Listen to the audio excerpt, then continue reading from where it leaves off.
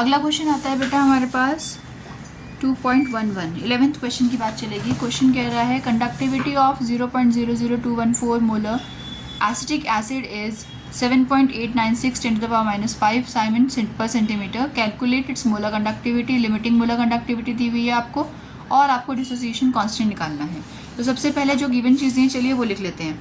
आपको यहाँ पे कंसंट्रेशन दी हुई है, कंसंट्रेशन C और M से सिम्बलाइज कर देते हैं हम 0.00241 मोलर, ये आपके पास कंसंट्रेशन दी हुई है। फिर आपको क्या बोला गया है, नेक्स्ट दी आपको दी हुई कंडक्टिविटी। आपको कंडक्टिविटी गिवन है K 7.896 into 10 to the power minus 5 Simon centimetre square, Simon per centimetre, वो मोलर कंडक्टिविटी होती है। ठीक है, फिर हमें क्या निकालनी है, इसमें मोलर कंडक्टिविटी निकालनी है और लिमिटिंग मोलर कंडक्टिविटी आपको दी हुई है क्वेश्चन में 390.5 साइमन सेंटीमीटर स्क्वायर पर मोल, ये आपके पास दिया हुआ है। ठीक है जी, तो अब आगे बढ़ते हैं। निकालना क्या है मैम, मोलर कंडक्टिविटी निकालनी है और हमें डिसोसिएशन कांस्टेंट निकालना है। डिसोसिएशन कांस्टेंट निकालने के लिए जब भी क्वेश्चंस आते हैं तो बेटा आप हमेशा ध्यान रखिएगा, आपको अल्फ़ा भी निकालना होगा, डिग्री ऑफ डिसोसिएशन भी निकालना होगा। जब तक आप अल्फ़ा नहीं निकालोगे आप के की वैल्यू को निकाल नहीं सकते हो। ठीक है, तो अब हम सबसे पहले क्या करेंगे, मोलर कंडक्टिविटी का फॉर्मूला लगाते हैं K × 1000 by concentration that is the M। तो K क्या है मेरे पास 7.896 × 1000 बाय 0. अच्छा, इसकी 10 की पावर -5 रह गई थी, वो मैंने यहाँ लिख दिया 0.00241। ठीक है, तो ये 7.896 इंटू 10 to the power, ये 3 होती है, ये -5 है तो ये कितना रह जाएगा, -2 रह जाएगा।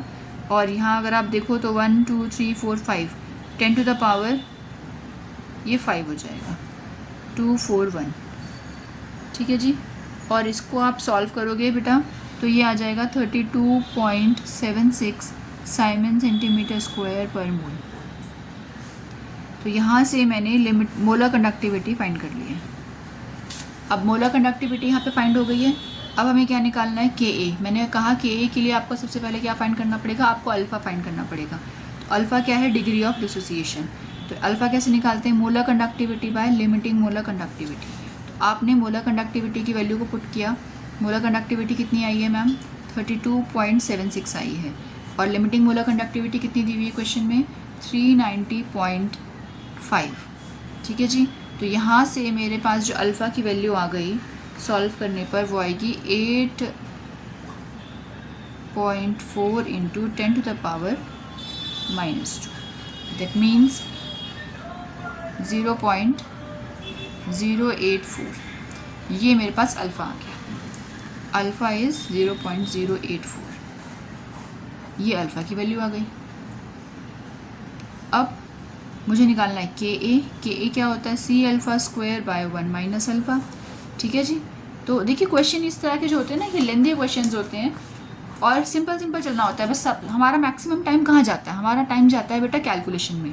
तो कैलकुलेशन को अगर आपको फास्ट कर पाते हो तो बहुत अच्छी बात है, अदरवाइज़ आप क्या कर सकते हो कि जितना सिंप्लीफाई कर सकते हो उतनी सिंप्लीफाई। जैसे अभी यहाँ पे इसकी वैल्यू निकालना ज़रूरी है, ये आपने निकाल लिया, ये निकाल लिया, लेकिन कुछ क्वेश्चंस ऐसे होते हैं जहाँ पे आप सबसे सिंपलेस्ट फॉर्म में लेके चले जाओ और एंड में आके उसको आप कैलकुलेट कर सकते हो।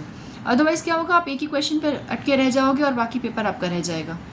तो ये लेंथी क्वेश्चंस में आते हैं हमारे पास, जिसमें आपको कैलकुलेशन ज़्यादा करनी होती है। तो अब आपने यहाँ वैल्यूज़ पुट कर दी बेटा, 241 8.4 इंटू 10 to the power -2 का स्क्वायर कर दिया मैंने यहाँ पर, और 1 माइनस 0.084 की फॉर्म में ले लिया इसे यहाँ पे। ठीक है, थोड़ा इजी हो जाएगा माइनस करना।